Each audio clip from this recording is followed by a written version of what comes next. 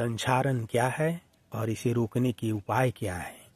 संक्षारण जब कोई वस्तु अम्ल, क्षार, आर्द्रता, धूप, वर्षा, हवा आदि के संपर्क में लंबे समय तक रहता है या उसे छोड़ दिया जाता है तो उसकी संपर्क सतह में क्षय होता है या संपर्क सतह का ह्रास होता है और इसी क्रिया को संक्षारण कहा जाता है।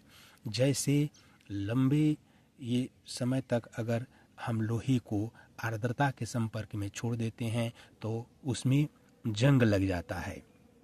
तो इस प्रकार लोहे में जंग का लगना, चांदी का आभूषण हो या चांदी की कोई वस्तु हो तो हवा में छोड़ देने पर उसका सतह काला पड़ जाता है, क्योंकि हवा में उपस्थित सल्फर डाइऑक्साइड से सल्फर के साथ अभिक्रिया करके चांदी जो है वह सिल्वर सल्फाइड का निर्माण करता है।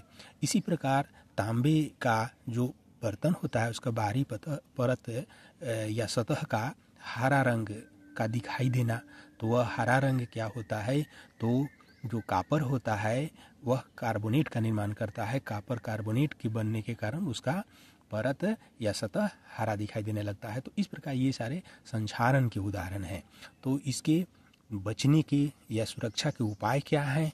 तो इसके लिए पेंट किया जाता है, जो वस्तुएं हैं उनकी बाहरी सतह पर पेंट किया जाता है, ग्रीज लगाया जाता है, यसद लेपन किया जाता है, लोहे के बाहरी सतह पर जस्ता का परत बैठाया जाता है या क्रोमियम लेपन किया जाता है। जैसे कि साइकिल का हैंडल देखते हैं या उसका पहिया का रिम देखा जाता है तो चमकदार होता है तो क्रोमियम का उस पर लेपन किया जाता है, विद्युत लेपन होता है।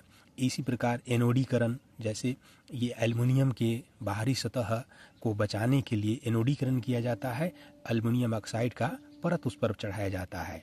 फिर संक्षारण से बचने के लिए मिश्रातु का निर्माण भी किया जाता है, मिश्रातु तैयार किया जाता है। जैसे कांसा है, पीतल है, ये सभी स्टेनलेस स्टील है, ये मिश्रातु हैं। तो ये संक्षारण से बचने का एक तरीका भी है।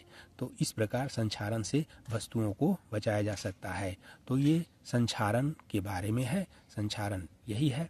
तो अगर इसके बारे में आप समझे हों तो लाइक करें, सब्सक्राइब करें। Thank you.